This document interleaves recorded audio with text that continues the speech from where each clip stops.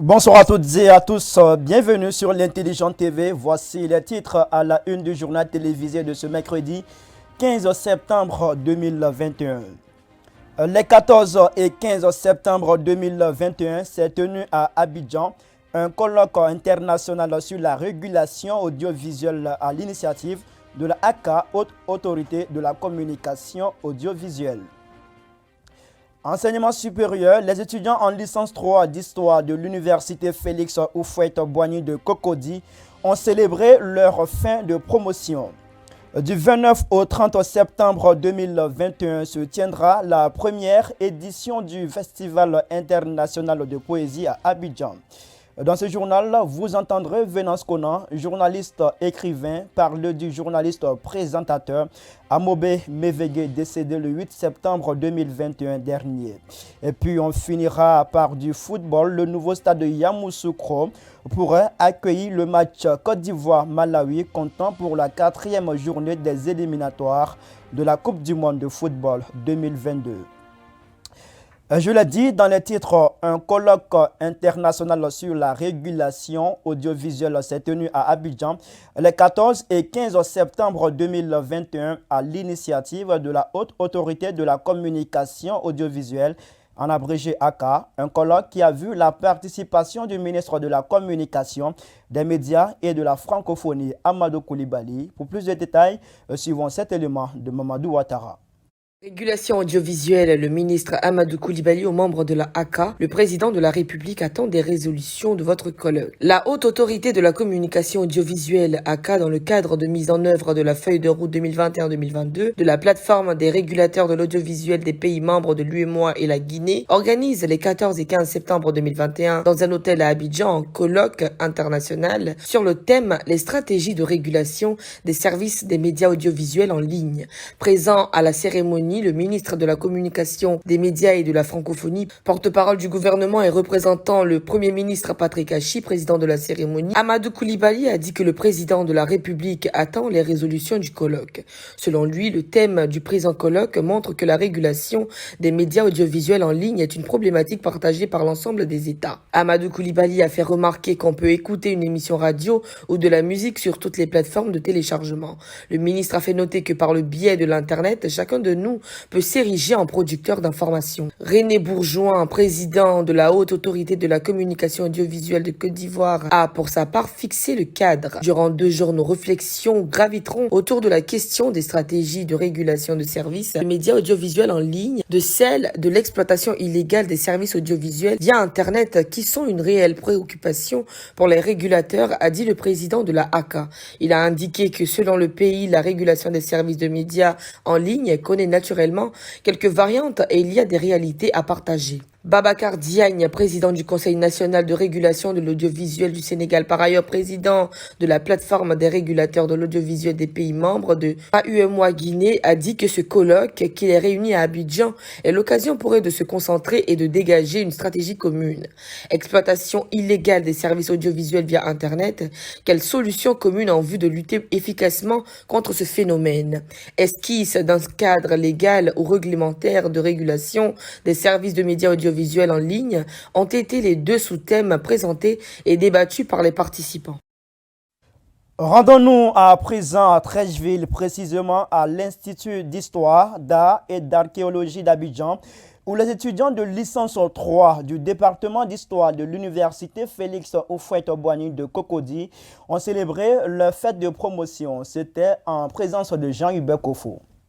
Le mardi 14 septembre 2021, les étudiants de licence 3 du département d'histoire à l'université Félix Houphouët-Boigny d'Abidjan ont célébré à l'Institut d'histoire, d'art et d'archéologie d'Abidjan, IAA, Treichville, leur fête de promotion. Promotion est une fête de réjouissance. Durant des années, vous êtes promenés ensemble, vous avez étudié ensemble en tant qu'étudiant, vous avez appris, vous avez acquis plusieurs connaissances. Et en tant qu'étudiant, lorsque vous finissez un cycle, vous devrez passer à un autre cycle. Il est important de s'asseoir ensemble et commémorer et partager quelque chose avec ses chers maîtres Il s'agit bien évidemment des enseignants, des docteurs du département d'histoire. Et pour nous, c'est un moment de réjouissance, un moment encore d'apprentissage et de reconnaissance envers nos chers maîtres. Les étudiants n'ont pas boudé cette célébration qui sonne pour eux la fin d'un cycle et la licence avant le master. Ils ont convié à cette célébration leurs enseignants afin de leur exprimer leur reconnaissance pour avoir conduit leur programme de formation à son terme. Paris Moussa, chef de département d'histoire, a salué une initiative qui n'avait plus eu lieu dans le département voilà des lustres. Je suis heureux d'être là. Comme je l'ai dit tout à l'heure dans mon intervention, ça fait un moment quand même qu'il y a eu une rupture, sinon il y a eu des promotions passées. Mais célébrer les enseignants, c'est une bonne initiative. La fête, comme je l'ai dit, aurait été encore plus intéressante si on avait complètement eu tous les résultats. Mais bon, comme je l'ai dit ici, c'est pas grave. Donc c'est une bonne initiative. Je suis très content en tant que chef de département que des étudiants aient pensé à célébrer leurs enseignants.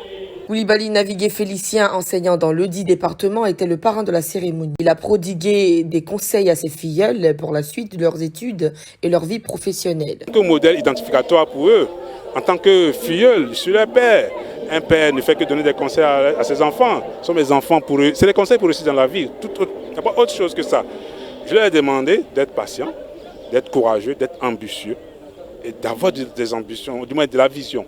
Rien ne se fait sans vision. La vision, c'est se projeter dans le futur, dans l'avenir. Donc, il faut avoir du courage, de la persévérance dans tout ce que tu fais, de l'ambition. Ce que je leur ai donné comme conseil, c'est aussi simple que ça. Au moment où se déroulait la fête, les résultats définitifs de la licence 3 n'étaient pas encore disponibles.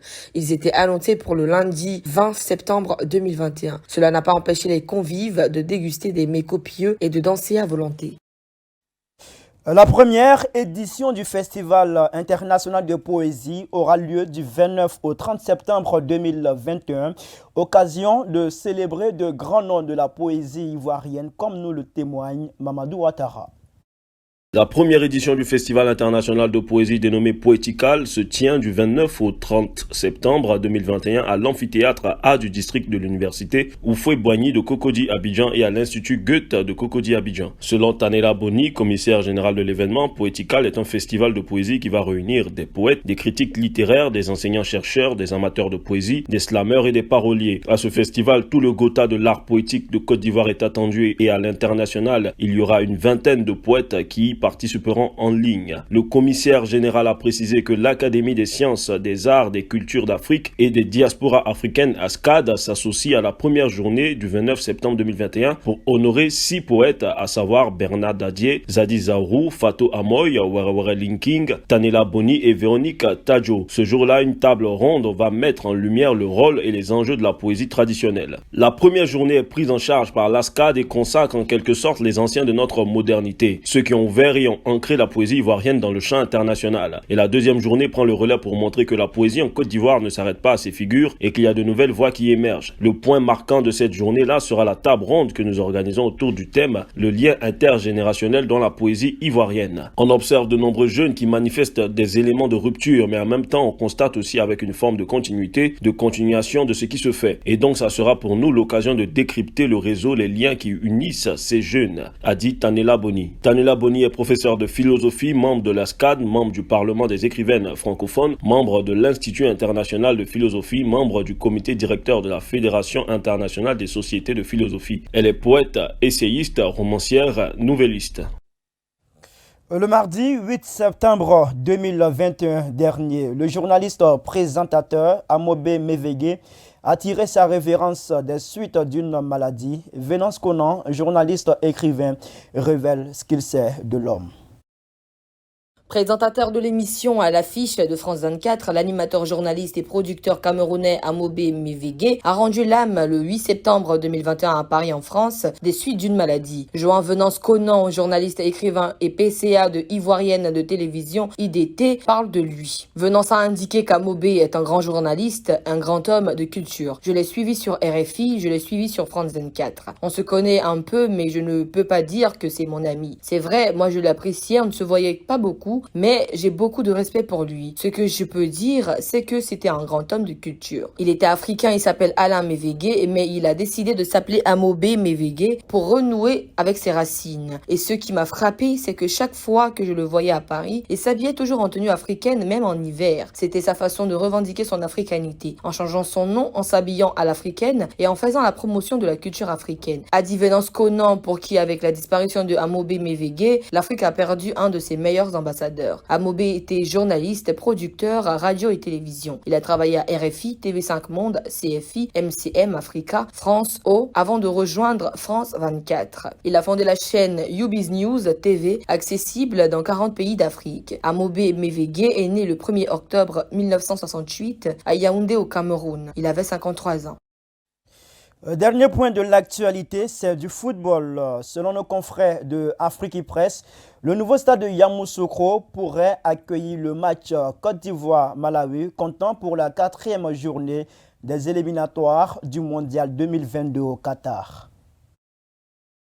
Le nouveau stade de Yamoussoukro pourrait accueillir le match Côte d'Ivoire-Malawi comptant pour la 4e journée des éliminatoires du Mondial 2022 de football, a appris afriquipresse.fr. En effet, les autorités sportives ivoiriennes attendent une réponse de la CAF pour savoir si le match Côte d'Ivoire-Malawi comptant pour la 4e journée des éliminatoires du Mondial 2022 de football se jouera au nouveau stade de Yamoussoukro au lieu de celui d'Ebampé, interdit de compétition pour la mauvaise qualité de sa pelouse. Des missions d'inspection ont été effectuées sur le site et des informations appuyées par des photos ont été expédiées à la CAF à sa demande. En cas d'approbation du projet de jouer au nouveau stade de Yamoussoukro par la CAF, le comité de normalisation de la FIFA doit vaincre les réticences des autorités gouvernementales au sujet d'une utilisation du nouveau stade avant une inauguration officielle et la réception des travaux en bonne et due forme. En cas de réponse négative de la CAF, la Côte d'Ivoire sera obligée de délocaliser ce match dans un autre pays de son choix, même si le Ghana est évoqué pour plusieurs raisons. En mars 2011, l'opposition Côte d'Ivoire-Bénin, comptant pour les éliminatoires de la CAN 2012, avait été délocalisée à Accra au Ghana en raison des tensions politiques de la crise post-électorale. Ce fut également le cas du match entre la Côte d'Ivoire et le Libéria dans le cadre des éliminatoires des Jeux Olympiques de 2012.